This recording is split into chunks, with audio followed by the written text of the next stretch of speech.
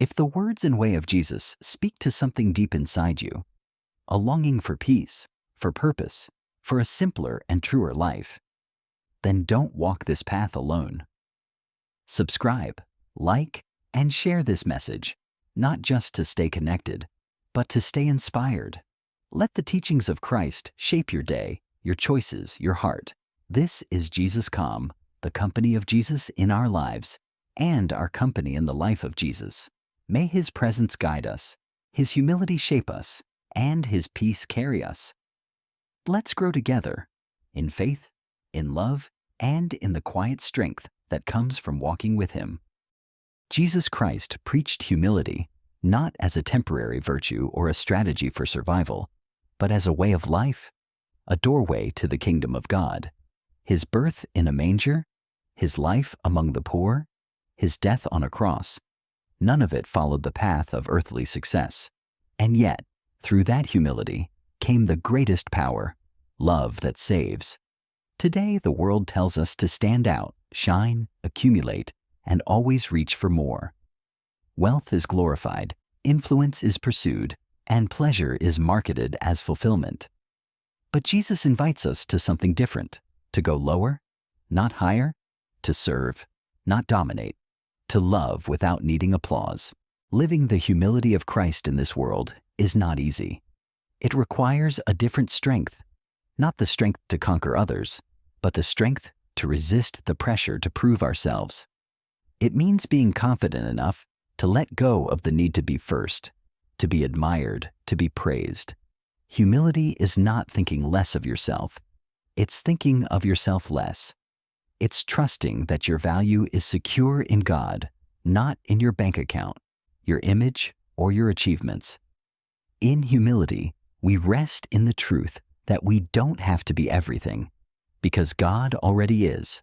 In a world that runs on comparison, humility teaches us contentment. It frees us from the exhausting chase of always needing more. It whispers, "What you have is enough. Who you are is loved." That quiet voice of grace stands in direct contrast to the noise of ego and excess. Jesus did not shame the rich. He simply warned them. He knew how easy it is to let wealth become a god, how quickly comfort becomes a cage.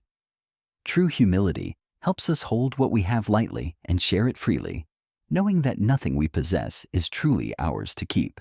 To live humbly is to serve quietly, to give generously, and to love without condition. It's holding the door for someone in silence, forgiving when it's not deserved, showing up when it's inconvenient, and putting someone else's needs above our own. Not for attention, but because it's right. Humility is courageous.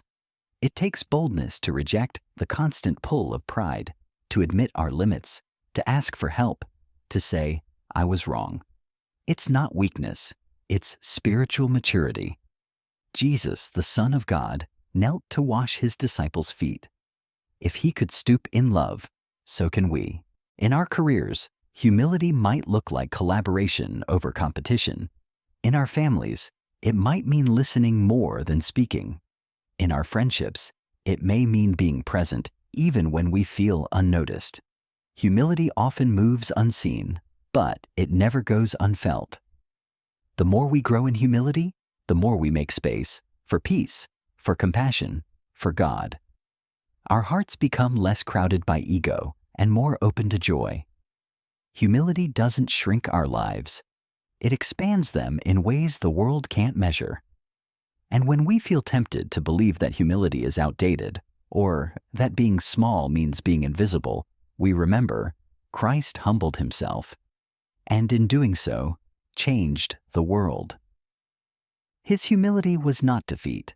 It was victory through surrender. So let us be strong, strong enough to follow a quieter path, strong enough to love without needing to win, strong enough to live the humility of Jesus, and discover the life that only humility makes room for.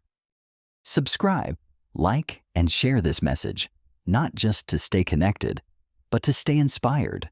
Let the teachings of Christ shape your day, your choices, your heart.